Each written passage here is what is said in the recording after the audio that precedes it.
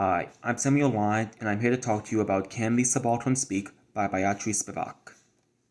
So, a quick background on the author. She was born February 24th, 1942 in Senegal. She has an MA of English from Cornell University. She considers herself to be a Marxist, and one of her quotes that I found was, "My position is generally a reactive one.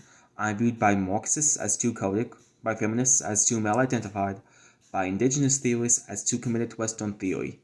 I'm uneasily pleased about this." So, a short background on the text. Can the Subaltern Speak was actually first published in 1988, at a time when most people will consider the war to be past the point of post-colonialism. However, that doesn't mean that the ideas of it are still relevant even if the world is past the post-colonialist state. And it relates how colonized people's voices are silenced at worst and filtered at best. Basic ideas and concepts are that there is an inherent difference between those who act and speak and those who act and struggle. So it's the difference between like a protester who is on the ground or someone who's in an office building working to get change there. They are just applied differently and they cannot be treated as the same thing even if their goal is ultimately the same. The formation of class is artificial and economic. So Spivak is a Marxist. There's no inherent differences in people, and so by that same logic, there's no reason why some people should be better than others. So all classes must be formed artificially and typically for economic gain of one group over another. Power is held by a ruling class and is defined by its interests. This applies to both power and knowledge, where whatever the world wants is simply defined by who is on top. It's the old adage of history is written by the victors. And there's an underlying theme of speaking to those who look down on you, even if they refuse to listen. Because not speaking, there's nothing to be gained. Even if they didn't listen, you were able to make an impact in some way. So, three key terms to know are Wortedung, which is representation in a political context, Darstellung, which is representation in an economic context, and the subaltern, which can mean of a lower status, person of a lower status, or just simply a lower status of people, like a lower caste in a caste system, for example. So, knowledge and its application in the work. Knowledge, like all things, is seen as a commodity. This relates to what we just talked about with Darstellung in Wortschöpfung, and as it shows your value to society. It's like, what can you do physically, what can you do economically, and what can you do politically? Where is your vote fall? How does that help? Is it valuable?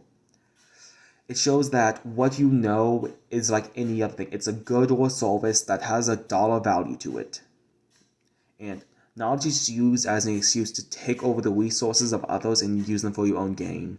I relate this to Ethiopia as the exception that proves this rule, because in the scramble for Africa, there were only two nations that were not colonized by Europe, those being Liberia, which was controlled by America at the time, and Ethiopia. Ethiopia was not colonized for two reasons. One being that it had superior guns to those who tried to colonize it, and the other being that it was already Christian. For many of the colonized African nations, Christianity was the excuse to colonize it, and so, seeing as Ethiopia was already Eastern Orthodox, they couldn't use that excuse to try and take it over. Okay, the subaltern and its meaning. A subaltern is a lower member of society seen outwardly as being below others. In relation to the example Spivak uses, the subaltern are women, more specifically widows, who had borne themselves after the husband's deaths. The word used for this in Hindi is the suti or the sati, depending on pronunciation or dialect, and it means both good wife and bond wife.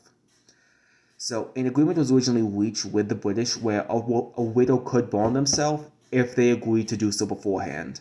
However, this becomes a problem because since the word means both good and bond wife, you are effectively asking a woman, are you a good wife?